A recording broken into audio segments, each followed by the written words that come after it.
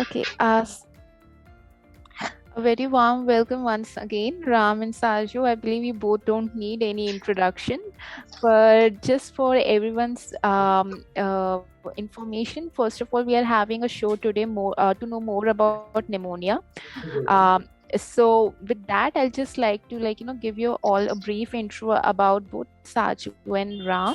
So basically, Ram is a MSc nurse who joins Epoch as a facility nurse at Frida House in January 2019. He is eventually became the facility manager, and he has previously worked with Apollo Home Healthcare Private Limited, and at Epoch he gets very well across all age groups. And when it comes to Saju is again the facility manager of Pune House, and he's also a part of the Epoch Care team for more than 5 years. He has done his bachelor's in nursing from Rajiv Gandhi University of Health Sciences, Bangalore. So, with this, I once again welcome you both, and over to you both. Thank you, Sanjana. Thank you. This time we do feel that I think we have been introducing ourselves for the longest period, and I think most of participants know us, and already yes, exactly. We started our session with a question and answer. So, yeah. So without any further delay, let's get into the topic.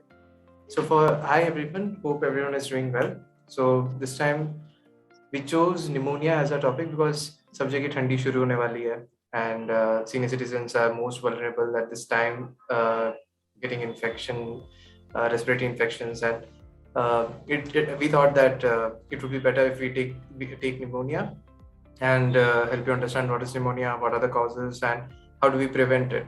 So let's start the session, and let's keep it interactive. So we'll do the Q&As to the end. All participants can note their questions, and we can do it at the end so that the session goes in a flow. Ram, would you like to add something? No, Saju. Okay. So yeah, let's start. So pneumonia क्या होता है basically? अगर मैं simple physiology में समझाऊं, lungs में छोटे छोटे एयर पॉकेट्स होते हैं, और इन एयर पॉकेट्स में जो सैक हैं, सो इनमें गैस एक्सचेंज होता है. जो हम ब्रीथ करते हैं वो एयर वहाँ पे आके कलेक्ट होता है, वहाँ पे ऑक्सीजन का रिसीव किया जाता है और कार्बन डाइऑक्साइड रिलीज किया जाता है. सो ये नॉर्मल फंक्शन है. मैं ज़्यादा इन डेप्थ नहीं जा रहा ताकि आपको बेसिकली समझा सके, हम लोग इजीली समझा सके. सो जब इनमें कोई इन्फेक्शन होता है, खास करके जब कोई रेस्पिरेटरी इन्फेक्शन या फिर सर्दी खांसी जुकाम और वो वर्सन हो जाता है, लंग्स में इन्फेक्शन बढ़ता है, इन्फ्लेमेशन होता है, उस दौरान जो फ्लूइड वहाँ कलेक्ट होता है या फिर जो इन्फेक्शन ब्लड या फिर कोई भी एयर के अलावा जो भी चीज़ें वहाँ कलेक्ट हो जाती है, उस दौरान उस पर्टिकुलर इन्फेक्शन या फॉरेन पार्टिकल की वजह से निमोनिया हो जाता है. सो ये सिंपल वर्ड्स में अगर समझाया जाए तो निमोनिया लंग्स में, एयर पॉकेट्स में इन्फ्लेमेशन और इन्फेक्शन की वजह से होता है. अब निमोनिया सर्टेन एज ग्रुप्स के लिए या फिर कुछ ग्रुप्स के लिए सीवियर होती हैं, और एल्डरलीज उनमें सबसे आगे रहते हैं, क्योंकि उसके कई कारण जो हम आगे देखेंगे. इंडिया में काफ़ी ये एक पुरानी स्टडी है जहाँ पे बताया गया है कि 1,75,000 हर साल निमोनिया से इन्फेक्ट होते हैं. मेरे ख्याल से ये डाटा अभी जैसे रिन्यू हुआ होगा, और ये नंबर डेफिनेटली आगे और भी बड़ा होगा, क्योंकि हमारा एक ग्रोइंग ये एल्डरली ज़्यादा है हमारे ओवरऑल पॉपुलेशन में. सो ऑब्वियसली ये नंबर भी आगे बढ़ा होगा. अब एल्डरलीज को निमोनिया आसानी से, हम सुनते हैं कि 60-65 की उम्र के ऊपर एल्डरलीज को निमोनिया होने के चांसेस बढ़ जाते हैं. उनको ठंडी आती है तो हमें प्रिकॉशंस लेने हैं. हो सकता है उनको क्या बोलते हैं, they are at a risk of getting pneumonia easily. वो भी अडल्ट्स के कंपैरिजन में काफ़ी इजीली लगने के चांसेस रहते हैं. ऐसा क्यों? सो जैसे हम ग्रो होते हैं, जैसे हम जैसे हमारी उम्र बढ़ती है, वैसे वैसे 60-65 के बाद हमारा इम्यून सिस्टम ऑटोमेटिकली वीक होने लगता है, और उस दौरान हमारा बॉडी दूसरे इन्फेक्शन से फाइट करने की रेजिस्टेंस नहीं रखता है. इम्यूनिटी वीक होने की वजह से जो भी इन्फेक्शन हमें मिलता है वो इजीली पिक हो जाता, मतलब इन्फेक्शन इजीली हम पिक कर लेते हैं और वहां से हमारी तबीयत खराब होनी शुरू हो जाती है। सो एक तो एज हो गया, दूसरा है health condition, pre existing health conditions जैसे सीओपीडी, किसी को अगर रेस्पिरेटरी इश्यूज है पहले से, अस्थमा है, क्रोनिक ऑब्स्ट्रक्टिव पल्मोनरी डिसऑर्डर है, सीओपीडी है, सर्टेन हार्ट डिजीजेस हैं, इसके अलावा कोई एग्जिस्टिंग कोमोबिलिटीज हैं जैसे पार्किंसंस है। सो ये सारे कंडीशंस आपको उस रिस्क में रखते हैं, एलएलईज को उस रिस्क में ले रखते हैं जहाँ पे इनको आसानी से निमोनिया भी लग जाता है। अब इसके अलावा क्या ऐसे चेंजेस हैं जिसकी वजह से हमें एलएलईज को निमोनिया होने के चांसेस बढ़ जाते हैं? जैसे मैंने कहा कि एज एक फैक्टर है, उसी के साथ एज से रिलेटेड फिजियोलॉजिकल चेंजेस, और खास करके अगर एग्जिस्टिंग कोमोबिलिटीज हैं जैसे पार्किंसंस है, डिमेंशिया है, जिनके बारे में पता है कि ये प्रोग्रेसिव कंडीशंस हैं और धीरे धीरे फंक्शन, अपने फिजिकल फंक्शंस और ब्रेन फंक्शंस को अफेक्ट करती है। तो इस दौरान क्या होता है कि जो हमारा नॉर्मल स्वेलिंग रिफ्लेक्स है, जैसे हम खाना आसानी से निगल लेते हैं और हमें जब खांसी आती है, जब हमारे मुंह में बलगम जमा हो जाता है, तो हम उसको वापस थूक सकते हैं या फिर हम उसे निकाल सकते हैं, एक्सक्रीट कर सकते हैं अपने मुंह से। तो ये रिफ्लेक्स जो है वो अफेक्ट हो जाती है। कभी कभी स्वेलिंग में दिक्कत आती है, कभी कभी जो सलाइवा, एक्स्ट्रा सलाइवेशन है या फिर कफ है, उसे हम इफेक्टिवली बाहर नहीं निकाल पाते क्योंकि ये कॉमोर्बिडिटीज भी रहती हैं और सर्टेन एज के बाद ये कॉमन हो जाती है। तो इस दौरान क्या होता है कि ये जो जमा रह जाता है वो कहीं ना कहीं धीरे धीरे लंग्स में भी ये फ्लूइड उतरना शुरू होता है और वहां पे एक रिस्क और बन जाता है कि निमोनिया होने के चांसेस है। तो ये 3 मेन चीजें हैं जहाँ जिसकी वजह से एलएलईज रिस्क पे रहते हैं। अगला सिम्टम्स राम समझाएंगे, तो राम ओवर टू। थैंक्स साजू। सो जैसा कि साजू ने बताया कि निमोनिया क्या होता है और निमोनिया क्यों होता है और इसके क्या सिम्टम्स हैं, ये हम आगे की स्लाइड्स में डिस्कस करेंगे। सो मोस्टली निमोनिया जो होता है वो 3 वजह से होता है, बैक्टीरिया, वायरस और फंगाई। सो मेनली जो निमोनिया होता है वो बैक्टीरिया और वायरस की वजह से होता है। और लास्ट कुछ सालों में हमने देखा है कि एक वायरस कोविड, जिसकी वजह से पूरी वर्ल्ड ने काफी सर्वाइव किया है, तो वो भी एक वायरस था। एंड फंगाई जिसकी वजह से निमोनिया होता है बट काफी कम होता है। तो बैक्टीरिया और वायरस जो कि बहुत ज्यादा इफेक्ट करते हैं निमोनिया को। सो निमोनिया में हम देख सकते हैं जो कॉमन सिम्टम्स जो होते हैं, जो फर्स्ट सिम्टम्स जो नजर आते हैं वो होते हैं कि जो एल्डरलीज होते हैं वो अपने आप को काफी कमजोर और थका हुआ महसूस करते हैं, जिससे कि उनको फॉल होने का खतरा बढ़ जाता है। और निमोनिया में जरूरी नहीं कि हमेशा फीवर आए, कभी कभी विदाउट फीवर भी हो सकता है और बॉडी का जो टेम्परेचर होता है वो नॉर्मल से कम हो सकता है। और सम एल्डरलीज एक्सपीरियंस कंफ्यूजन और डिलीरियम एंड समटाइम्स हमारी जो फंक्शनल स्टेटस जो होते हैं, एबिलिटी जो होती है डेली एक्टिविटीज को करने की, वो उसमें भी बदलाव हो जाता है, काफी इफेक्ट होती है। एक्सपीरियंस ऑफ यूरिनरी इनकॉन्टिनेंस, और भूख नहीं लगती है या फिर काफी कम लगती है। एंड हमें एहसास होता है कि experience worsening of existing health condition, यानी कि आभास होता है कि हमारा स्वास्थ्य जो है वो कहीं ना कहीं कुछ गड़बड़ है या उसमें कुछ इफेक्ट है, ये हमें एहसास होता है। तो जब भी हमें ये सिम्टम्स अगर हमारे साथ होते हैं, हमें नजर आते हैं, तो हम हमारे फिजिशियन से मिल सकते हैं, ट्रीटिंग डॉक्टर जो भी हैं, हम उनके साथ जाके उनके साथ डिस्कस कर सकते हैं। साजू नेक्स्ट स्लाइड प्लीज।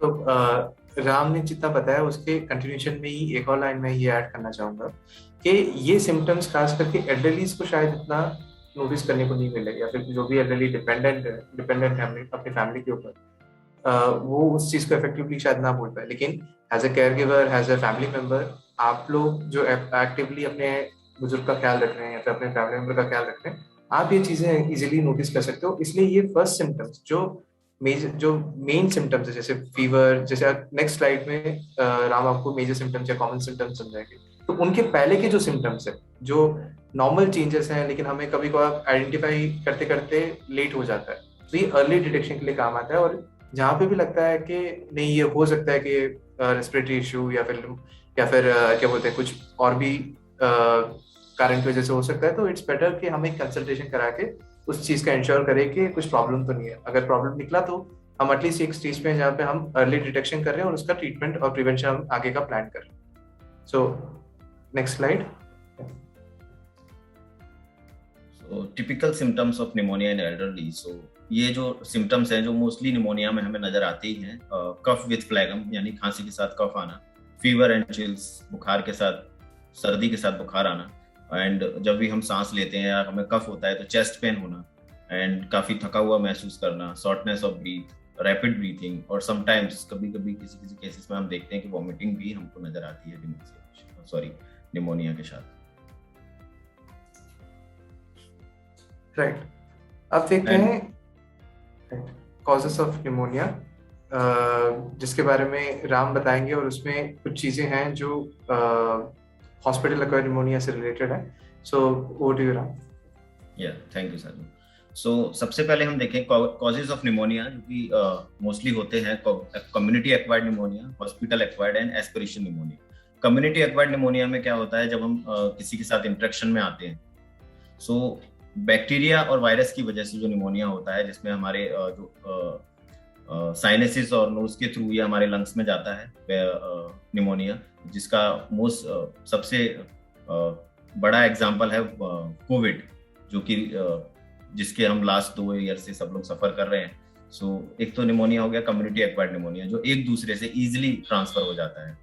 दूसरा है हॉस्पिटल एक्वायर्ड निमोनिया। इसमें क्या होता है कि जब हम हॉस्पिटल्स में एडमिट होते हैं ट्रीटमेंट के लिए लंबे समय तक, सो जब हम एडमिट होते हैं तो हमें ऐसे निमोनिया के कोई सिम्टम्स नहीं होते हैं, बट हॉस्पिटल में एडमिट होने के बाद वहाँ पे काफी सारे वायरस और बैक्टीरिया होते हैं, जिसकी वजह से हमारे लंग्स जो है वो इन्फेक्ट हो जाते हैं और हमें निमोनिया हो सकता है। और समटाइम्स कभी कभी होता है कि हमें वेंटिलेटर की भी जरूरत पड़ती है हॉस्पिटल्स में, तो वेंटिलेटर्स पे जब हम जाते हैं तो उसकी वजह से भी, जो हम ट्यूब डालते हैं माउथ के अंदर, सो उसकी वजह से भी हमें निमोनिया होने के चांसेस होते हैं। एंड एस्पिरेशन निमोनिया, जैसा कि साजू ने स्टार्टिंग में बताया कि डिमेंशिया और पार्किंसन जो डिजीज होती है उसमें गैग रिफ्लेक्स काफी वीक हो जाते हैं, जिसकी वजह से हम प्रॉपर इनहेल नहीं कर पाते, स्वेलो नहीं कर पाते हैं। सो जो फूड होता है या ड्रिंक्स होते हैं वो लंग्स में एंटर कर जाते हैं, और जिसकी वजह से वहाँ पे इन्फेक्शन और इन्फ्लामेशन हो जाता है। सो उसको हम बोलते हैं aspiration pneumonia. Thanks Ram. So last aspiration pneumonia में जो गैग रिफ्लेक्स है, जब हमारा नॉर्मल फिजियोलॉजी जो है, जब हम खाना खाते हैं तब एक छोटी सी, एक अगर सिंपल वर्ड्स में बताए तो एक छोटा सा ढक्कन जैसा है जो सांस लेने के लिए खुलता है और खाना खाने के टाइम पे बंद हो जाता है। जब ये फंक्शन में चेंज आते हैं, जब रिलीज के ओवरऑल फंक्शन में ये चेंजेस आने शुरू होते हैं, तो खाना खाने के टाइम पे ही ये ढक्कन बंद होना या फिर खुलना के बीच में गैप आता है, या फिर ये इफेक्टिवली हो नहीं पाता, तो जिस वजह से एस्पिरेशन होने के चांसेस है। एस्पिरेशन कुछ नहीं, खाना या फिर फूड पार्टिकल्स या फॉरेन पार्टिकल्स आपके हमारे लंग्स के अंदर एंटर करते हैं, तो इसे एस्पिरेशन कहते हैं। और जैसे ही लंग्स में ये फूड पार्टिकल्स या फॉरेन पार्टिकल्स एंटर करते हैं, तो एक रिफ्लेक्स रहता है खांसना और आंख से पानी आना। जैसे हम बात करते करते अगर खाना खाते हैं तो एकदम से ही मुंह नली खुल जाती है और पानी जाता है, तो हमें खांसी एक्सपीरियंस होता है, राइट। मेरे ख्याल से हर किसी को अपनी लाइफ टाइम में ये एक्सपीरियंस तो रहा ही होगा। सो जब हम यंग होते हैं तो ये इफेक्टिवली हो जाती है, और वो जो भी फ्लूइड या जो भी पार्टिकल है वो हमारे कफिंग रिफ्लेक्स के साथ ही बाहर निकल जाता है। लेकिन एल्डरली के साथ क्योंकि ये सारी फंक्शंस इफेक्ट हो जाती हैं, तो इफेक्टिवली बाहर नहीं निकलता, और ये खाना या फूड पार्टिकल या फॉरेन पार्टिकल लंग्स में ही रह जाती है। सो उसकी वजह से एस्पिरेशन का रिस्क हमेशा एल्डरलीज को ज्यादा रहता है, राइट। सो हम देखेंगे नेक्स्ट डायग्नोस्टिक टेस्ट क्या है, कि अगर हमें सिम्टम्स के बेसिस पे या फिर हमें जो फर्स्ट सिम्टम्स है उनके बेसिस पे हमें लगता है कि प्रॉब्लम्स हो सकती हैं, तो डॉक्टर हमें सबसे पहले क्या एडवाइस करें।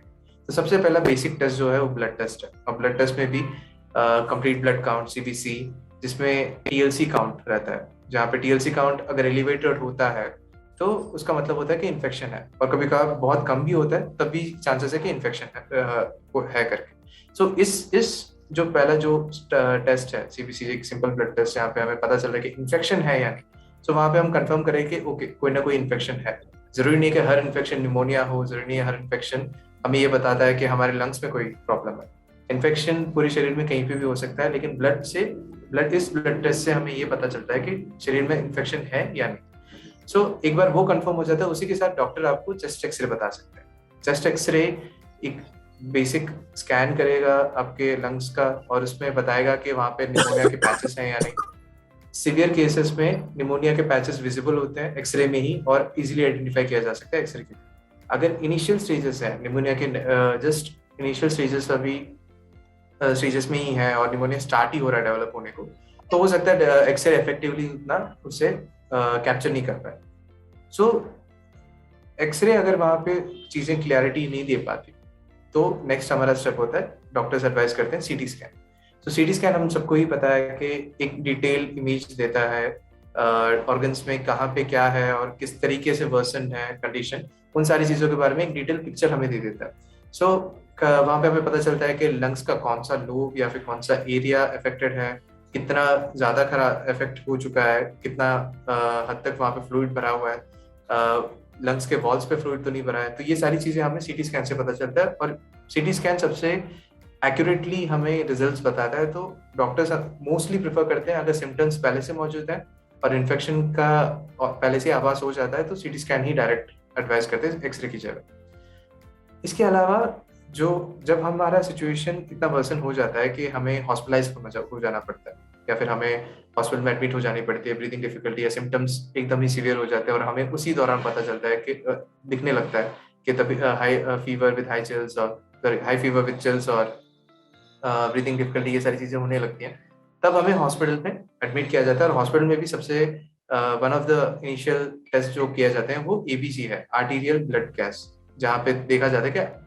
हमारे आर्टीरियल लाइन जो है, जो जहाँ से हमारा फ्रेश ब्लड से सैंपल लिया जाता है और वहां से हमें दिखता है कि ऑक्सीजन के लेवल्स कितने हैं ब्लड के अंदर, क्या ऑक्सीजन के लेवल्स वहाँ पे गिर रहे हैं, कार्बन डाइऑक्साइड के लेवल्स बढ़ रहे हैं। सो इस दौरान ये भी पता चलता है कि इमीडिएटली पता चल जाता है कि कितने हद तक रेस्पिरेशन अफेक्टेड है। ब्लड में ऑक्सीजन की मात्रा कम हो जाने से दूसरे प्रॉब्लम्स भी हो सकते हैं, जैसे ब्रेन में स्ट्रोक होना, सफिशिएंटली ऑक्सीजन दूसरे ऑर्गन्स में ना पहुंचने की वजह से वहां पे ऑर्गन फेलियर्स या फिर ऑर्गन फंक्शन में इफेक्ट होना। सो ये सारी चीजें हमें इस टेस्ट के थ्रू हॉस्पिटल में ही पता किया जा सकता है। दूसरा है, आखिर में जब हमें कंफर्म हो गया है कि निमोनिया है और निमोनिया एक्सरे या फिर सिटी स्कैन या एबीजी से हमें पता चल गया कि इस तरीके से कंफर्म करके कि निमोनिया, तो निमोनिया के बाद कंफर्म होने के बाद हम पता करते हैं कि किस टाइप का निमोनिया या फिर कौन सा बैक्टीरियल निमोनिया है, क्या बोलते हैं, वायरस है या फंगल है। तो जिसकी वजह से जब वो रूल आउट हो जाता है तो हमें पता चल जाता है कि कोर्स ऑफ एक्शन क्या रहता है, जैसे एंटीबायोटिक कौन सा यूज करना है, बैक्टीरियल है तो फिर कितना इफेक्टिव कितना सेंसिटिव है, कौन से एंटीबायोटिक से सेंसिटिव है तो उस तरीके का एंटीबायोटिक यूज करना, दूसरे treatments based on the type of organism, उसके हिसाब से डॉक्टर्स अपना ट्रीटमेंट चेंज करेंगे। सो स्प्यूटम टेस्ट हमें उस चीज की मदद करता है। तो मोस्टली ये हैं सारे बेसिक टेस्ट जो हमें मदद करते हैं कि निमोनिया कितना सीवियर है, कौन से टाइप का है और कितने हद तक लंग्स में फैला हुआ है। ट्रीटमेंट, एक्सक्यूज मी साजू, मैं लास्ट स्लाइड में एक चीज ऐड करना चाहूंगा कि घर पे हम नॉर्मली जब हमें कुछ सिम्टम्स अगर नजर आते हैं तो पल्स ऑक्सीमीट्री के साथ भी हम ऑक्सीजन लेवल चेक कर सकते हैं घर पे। सो राइट, थैंक्स राम को हाईलाइट करने के लिए। सो ये सारी चीजें तो हमने हॉस्पिटल रिलेटेड और जो सारी चीजें हम हॉस्पिटल में या फिर सैंपल कलेक्ट करवा के करते हैं उससे पता चल रहा है। लेकिन अगर हमें ऑलरेडी पता है एल्डरली है, रेस्पिरेटरी के इश्यूज हैं और मोस्टली अभी कोविड के टाइम पे हर किसी के घर में पल्स ऑक्सीमीटर रहता ही है मोस्टली। सो पल्स ऑक्सीमीटर की मदद से हम ये चेक कर सकते हैं कि सैचुरेशन क्या एकदम से गिर तो नहीं रहा है, या फिर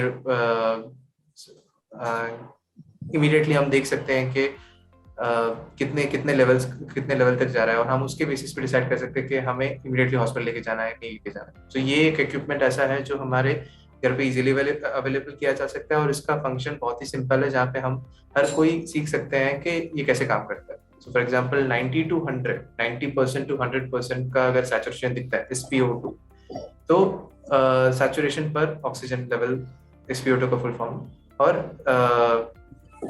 उसका लेवल अगर 90 टू 100% तक रहता है तो विच इज नॉर्मल। एलएलई के केस में कभी कभार अगर हिस्ट्री रह चुकी है कि रेस्पिरेटरी इश्यूज रह चुके हैं तो 88-89 तक भी नॉर्मल माना जा सकता है। लेकिन अगर 90% से नीचे और 80-89 जिन नॉन केसेस के अलावा 90% के नीचे अगर सैचुरेशन ड्रॉप होता है 85, 84, 86, तब वो एक इंडिकेटर है कि सांस लेने में या फिर सफिशिएंट ऑक्सीजन पहुंच नहीं रही है, तो इमीडिएटली हमें हॉस्पिटलाइज करना है या फिर हमें इमीडिएटली किसी डॉक्टर को दिखाना है, तो उस तरीके से हम मैनेज कर सकते हैं। तो ये एक प्रिवेंटिव स्टेप है जो हम लोग घर पे ही चेक कर सकते हैं। नेक्स्ट देखते हैं ट्रीटमेंट में क्या है। सो ट्रीटमेंट में प्रीटी सिंपल है, हमने आइडेंटिफाई कर लिया निमोनिया क्या है, मतलब कौन से टाइप का निमोनिया क्या है, तो उस हिसाब से हमने मेडिकेशन कोर्स डॉक्टर ने प्रिस्क्राइब किया, उस कोर्स को कंप्लीट कर रहे हैं, हम ठीक हो रहे हैं। It takes up to I mean 3 in some cases from 3 to 4 weeks to 6 months at least, जहाँ पे कम्प्लीटली रिकवर कर रहे हैं। और खास करके एल्डरलीज के मामले जहाँ पे रिकवरी रेट कम रहता है, स्लो होता है, तो उनके मामले में 6-7 महीने भी लग जाते हैं। और काफी बार क्या होता है कि ड्यूरेशन लाइफ लॉन्ग भी रहती है कि निमोनिया के वजह से लंग्स इतने इफेक्ट हो जाते हैं किसी केसेस में, जहाँ पे उसके जो रिस्क फैक्टर्स हैं या ड्रॉबैक जो साइड इफेक्ट्स हैं, आफ्टर इफेक्ट्स हैं, वो काफी लॉन्ग पीरियड तक रहते हैं। अब ट्रीटमेंट में डॉक्टर का प्रिस्क्रिप्शन फॉलो करना इज द फर्स्ट स्टेप, ठीक है। दूसरा जो हमारे हाथ में रहता है, अगर हम हॉस्पिटलाइज नहीं है और हमारी कंडीशन बेटर है, हम घर पे ही मैनेज कर पाते हैं या फिर हॉस्पिटल में भी रहेंगे, तो सबसे इंपॉर्टेंट चीज ये है कि रेस्ट, प्रॉपर एडिक्वेट रेस्ट और स्लीप बॉडी को जरूरत पड़ती है ताकि वो किसी भी इन्फेक्शन से फाइट कर सके। अगर आपका बॉडी स्ट्रेस में रहता है या फिर काम करते रहता है या फिर ड्रेन्ड हो जाता है, ड्रेन फील करता है, तो ऑब्वियसली रिकवरी टाइम कम हो जाती है, फास्ट नहीं होती। तो रेस्ट इज वेरी इंपॉर्टेंट। इसी तरीके से हाइड्रेशन, रेगुलरली अपने बॉडी को हाइड्रेट रखना, क्योंकि फीवर के टाइम पे डिहाइड्रेशन बहुत ही कॉमन है, और एल्डरली के मामले में तो बहुत ज्यादा कॉमन है कि वो डिहाइड्रेट इजीली हो जाता है। सो बॉडी में से जितनी फ्लूइड इलेक्ट्रोलाइट रहते हैं वो सारी चीजें कम होने लगती हैं।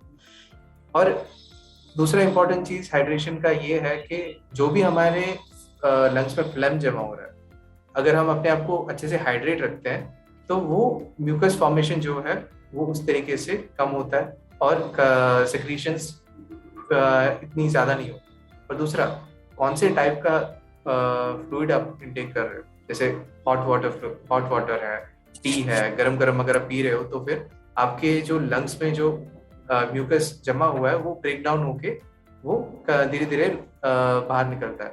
आप इफेक्टिवली अपने म्यूकस को ब्रेक करके बाहर निकाल सकते हो। तो ये हाइड्रेशन का इम्पोर्टेंस यहाँ पे है। बहुत आपका नॉर्मल पानी पीने से लेके गर्म पानी और हॉट बेवरेजेस पीना इक्वली इम्पोर्टेंट है, और अपने आप को हमेशा हाइड्रेट रखना बहुत ज़्यादा इम्पोर्टेंट है। अब सबसे पहला जो स्टेप था डॉक्टर्स ऑर्डर फॉलो करना, इसी के कंटिन्यूएशन में यह है कि डॉक्टर का ऑर्डर ले लिया। हम कभी कभी क्या होता है, नॉर्मल हमारी जो हमारी जनरेशन की और हमारे एल्डर्स की भी, हमारे पेरेंट्स की भी जो थिंकिंग प्रोसेस रहती है वो ये है कि मैंने दवाई ले ली, मैं ठीक हूँ, अभी मैं बेटर फील कर रहा हूँ, तो फिर ठीक है, अभी मुझे डॉक्टर के पास जाने की जरूरत नहीं। मुझे लगता है हमारे में काफी लोग ये चीज करते होते हैं, और हमारे खुद के फैमिलीज में भी हमने ये देखा हुआ। तो हमें वो नहीं करना है। अगर आप बेटर हो रहे हो, which is a good sign, मतलब ट्रीटमेंट आपको इफेक्ट कर रहा है, लेकिन ये सिर्फ डॉक्टर बता सकता है कि आपको ये ट्रीटमेंट कंटिन्यू करना है या नहीं, या फिर आप कितने इम्प्रूव हुए हो, या फिर ये भी हो सकता है आप आज बेटर फील कर रहे हो, अपने डॉक्टर से नहीं मिला और कल एकदम से आपकी कंडीशन वर्सन हो रही है। तो इट्स वेरी इंपॉर्टेंट कि आप डॉक्टर के ऑर्डर्स को भी फॉलो करें और डॉक्टर को रेगुलर बेसिस पे फॉलो अप भी। और आखिर में medication and its course, which is very important कि मेडिकेशन का कोर्स हमेशा एट द मोस्ट कंप्लीट करके ही रखना है। मेडिकेशन का कोर्स अगर 5 दिन का है तो उसे 5 दिन रेगुलर 2 टाइम दवाई लेनी है, या फिर इंजेक्शन है, एवी फ्लूइड्स है, उन सारी चीजों को कंप्लीट करना वेरी वेरी इंपॉर्टेंट, क्योंकि दवाई अंदर जाएगी तभी बॉडी में वो स्ट्रेंथ रहेगी या फिर बॉडी फाइट कर पाएगा इन्फेक्शन से। और जैसे मैंने कहा, recovery in pneumonia can take anywhere from weeks to months, और ये सारा चीज डिपेंड करता है एज पे, फिजिकल रिकवरी पे, एग्जिस्टिंग कोमोबिलिटी, सारी चीजों पे। और जो लोग वर्किंग हैं, जो एल्डरलीज अभी भी फिजिकली फिट एंड फाइन है और अपनी घर की चीजें, सारी चीजें अपने आप से ही करते हैं, उन एल्डरलीज के लिए खास करके जब डायग्नोज हो जाता है निमोनिया है, तो केयर गिवर्स और खुद एल्डरलीज भी इस चीज का ख्याल रखिए कि कम से कुछ महीनों के लिए वो ज्यादा काम ना करें, जिसकी वजह से उनके लंग्स के ऊपर ज्यादा प्रेशर आए या फिर स्ट्रेन आए। और जैसे हम लोगों ने पहले भी कहा, early detection and response immediately pneumonia के सिवियरिटी को कम कर सकता है और एक स्मूथ रिकवरी की स्ट्रैटेजी बन सकता है। तो हमेशा हमारे मन में ये चीज होना चाहिए कि हम छोटी से छोटी सिम्टम्स को, खास करके एल्डरलीज के मामले में, आइडेंटिफाई करते रहे और हम इसी मेंटालिटी के साथ सोचे कि क्या अगर ये किसी इन्फेक्शन की वजह से हो रहा हो या फिर ये कुछ प्रॉब्लम एग्जिस्ट कर रहे हैं इंटरनली, ऐसा तो नहीं है, तो उसका एड्रेस करना इक्वली जरूरी। और लास्ट में हम देखते हैं कैसे हम प्रिवेंट कर सकते हैं, जो कुछ बेसिक चीजें। ये 100% रिस्क आपको रिस्क से अवॉइड नहीं करता है, लेकिन एक एटलीस्ट एक 99% चांस रहता है कि ये सारी चीजें करने की वजह से आप अपने आप को कम रिस्क में रखते हो। सो प्रिवेंशन में सबसे पहला न्यूमोकॉकल वैक्सीन। स्टार्टिंग में ही जब हमारा सेशन स्टार्ट हुआ है, मेरे से रंजना आंटी ने हमसे सवाल किया था कि वो न्यूमोकॉकल वैक्सीन ले चुकी हैं और उसका ड्यूरेशन क्या रहता है। तो न्यूमोकॉकल वैक्सीन क्या करता है कि एल्डरलीज में एक इम्यूनिटी पैदा करता है। जैसे हम कोविड का वैक्सीन लेते हैं, वैसे न्यूमोकॉकल वैक्सीन भी है। आजकल वैक्सीन टर्म इतना फेमस हो चुका है कि हर किसी को पता है इसके बारे में, और वैक्सीन की ड्यूरेशन भी रहता है। सो नॉर्मली इनमें 2 टाइप के वैक्सीन हैं, जिनके बारे में मैं डिटेल में नहीं चाहूंगा क्योंकि ये बहुत ज्यादा एडिशनल इन्फॉर्मेशन हो जाएगा आपके लिए। और ब्रांड्स बहुत सारे रहते हैं। आजकल न्यूमोकॉकल वैक्सीन के इतने सारे ब्रांड्स है कि हर किसी का ड्यूरेशन अलग रहता है।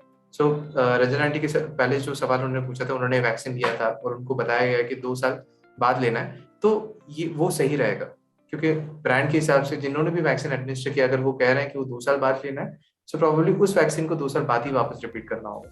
और नॉर्मल वैक्सीन जो मार्केट में अवेलेबल हैं, PCV13, PSSV23, ये सारी चीजें जो अलग अलग टाइप के वैक्सीन हैं, इनको 1 साल की ड्यूरेशन के बाद लिया जाता है नॉर्मल केसेस में।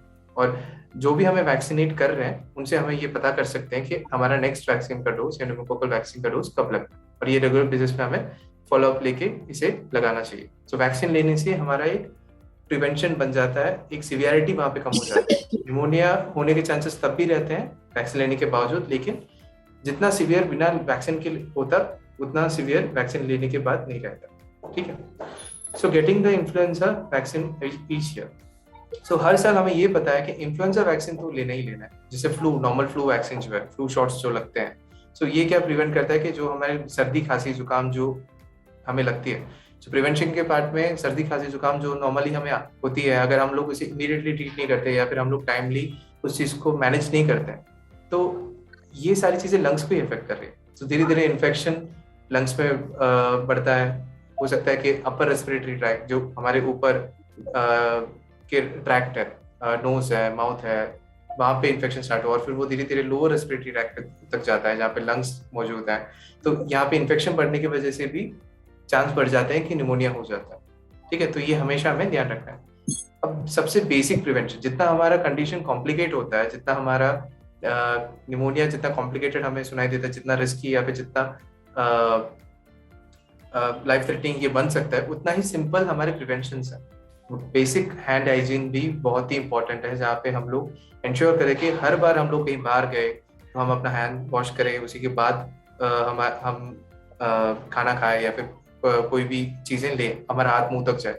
सो कोविड के टाइम पे भी सेम चीज, मास्क पहनो और हैंड वॉश करते रहो। यही सारी चीजें पिछले 2 साल से हम सुनते आ रहे हैं, और यही हमें अलग अलग बीमारियों से बचाता है, ना सिर्फ कोविड से, ना सिर्फ निमोनिया से, बट बहुत सारी ऐसी बीमारियां हैं जो हमें बाहर के एनवायरनमेंट से मिल सकती है। और खास करके क्योंकि हमारे एल्डरली रिस्क में रहते हैं इम्यूनिटी कम होने की वजह से, तो इक्वली एल्डरलीज और केयर गिवर्स को इस चीज का ख्याल रखना है। स्मोकिंग, जो लोग स्मोक करते हैं वो ऑलरेडी इस रिस्क में है कि उनके लंग्स वीक है, तो अगर कोई सीनियर सिटीजन अभी भी स्मोक करते हैं तो धीरे धीरे उसे कम करने की कोशिश करें और उस चीज को बंद करें तो बेटर है, और हमें उस रिस्क से अवॉइड किया जा सकता है।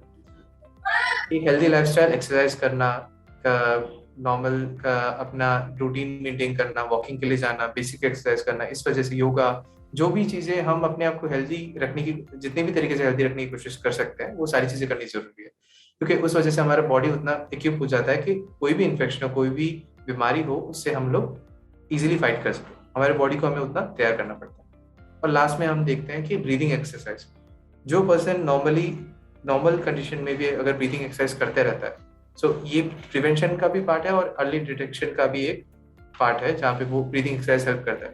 कि आप रोज ब्रीदिंग एक्सरसाइज करते हो तो आपको पता है कि आपकी लंग की कैपेसिटी बढ़ जाती है और आपकी लंग की कैपेसिटी कितनी है आपको अंदाजा हो जाता है। लेकिन धीरे धीरे अगर आपको लगता है कि आपकी लंग की कैपेसिटी एकदम से ही धीरे धीरे एकदम से ही अगर कम हो जा रही है या फिर आप उतना इफेक्टिवली कर नहीं पा रहे हो, तो हो सकता है कि अर्ली डिटेक्शन में आपकी मदद करे कि कुछ तो प्रॉब्लम है, मैं पहले जितना उतना नहीं कर पा रहा। और हो सकता है ये नॉर्मल फिजियोलॉजिकल चेंज भी हो, लेकिन हमें एटलीस्ट पता होता है कि हम तैयार रहे, कुछ चेंजेस हो रहे हैं और हम आइडेंटिफाई कर पा रहे हैं उस चीज़ को। So breathing difficulty, breathing exercise is also important.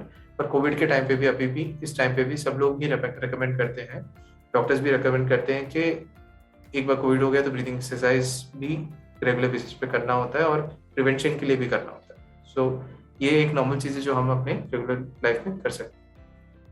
इसी के साथ हम हमारा यहाँ का सेशन यहाँ कंप्लीट करते हैं। हम सीधा हमारे क्वेश्चन आंसर सेशंस में चलते हैं। सो अगर आपकी किसी के भी कोई भी डाउट्स है इस टॉपिक के रिलेटेड, तो बेशक आप पूछ सकते हैं, हम डेफिनेटली उस चीज़ को एड्रेस करेंगे। Dr. Saju, are you from Pune? I am in Pune. I am basically from I am Gujarat. also in Pune. Right. So where can I in Pune have your address in Pune? Where do you work? Yes, sure. I can share it in the chat box. Okay. Where do you work? I work with Epoch Elder Care, and we have one of our assisted living homes in Pune, in Kharadi, basically. Oh, I'm very near to Kharadi. I'm opposite Sedan Mall. Okay. Yeah, that's quite close. Right. So, hope Ranjana Aunty, I have addressed your query. The question that you had asked, okay, vaccination and duration. It all depends on the type of vaccination you receive, and जिन्होंने admit किया, they will be able to let you know better कि वो 2 साल बाद लेना है, 1 साल बाद लेना है, और कुछ शॉट्स ऐसे भी होते हैं जो एक ही बार लेना होता है. So it all depends. Okay. So anyone else who has any questions?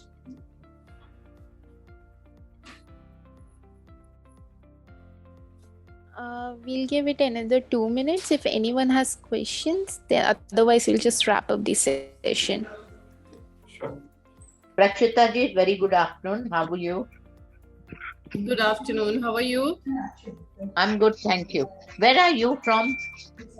I'm basically right now in Gurgaon. All right. Okay. It's a very nice session. Thank you so much. Thank you. Thank you for being there. What breathing exercise you suggest? For daily routine, what breathing exercise you suggest? So basically, aunty, basic deep breathing exercises, जहाँ पे आप लंबी सांस ले रहे हो, थोड़ी देर के लिए होल्ड कर रहे हो, and then you relax.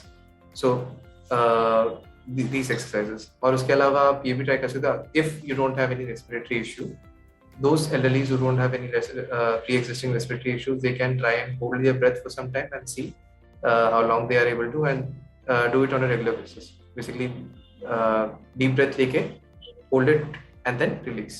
So जो normally हम लोग हमारे लाइफ टाइम में हमें हमारे स्कूल्स में, कॉलेजेस में जहाँ पे भी सिखाते हैं नॉर्मल एक्सरसाइज सेशंस में, वो सेम चीज. और इसके अलावा स्पायरोमेट्री एक डिवाइस है जिसकी मदद से हम लोग ब्रीदिंग एक्सरसाइज कर सकते हैं. So Ram, if you want to explain that. Spirometer is a medical device जिसमें एक बॉल होते हैं, हम उसमें एयर पुश करते हैं और बॉल को थोड़े समय के लिए हमें होल्ड करके रखना होता है ऊपर. सो वो हमारी कैपेसिटी, लंग्स की कैपेसिटी को डिफाइन करता है, हम कितने समय तक उन बॉल्स को होल्ड करके रख सकते हैं. और इसके साथ ही हम जो नॉर्मल एक्सरसाइज लंग्स के लिए कर सकते हैं, अनुलोम विलोम, या फिर हम फॉलो कर सकते हैं बाबा रामदेव को. अर्ली मॉर्निंग टीवीज पे उनके काफी सारे वीडियोस आते हैं, तो हम वो भी फॉलो कर सकते हैं. वो काफी अच्छे लंग्स के एक्सरसाइज हमें बताते हैं. Okay, thank you.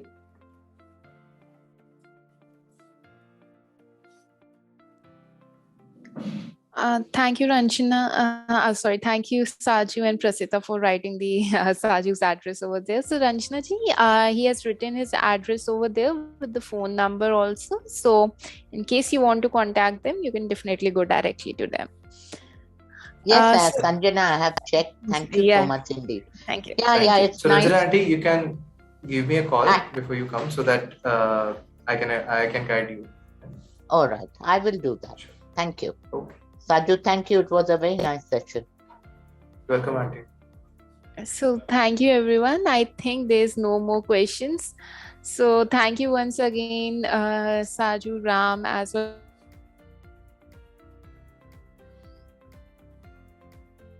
Thank you, Sanjana. It's always been a pleasure to be a part of Moody.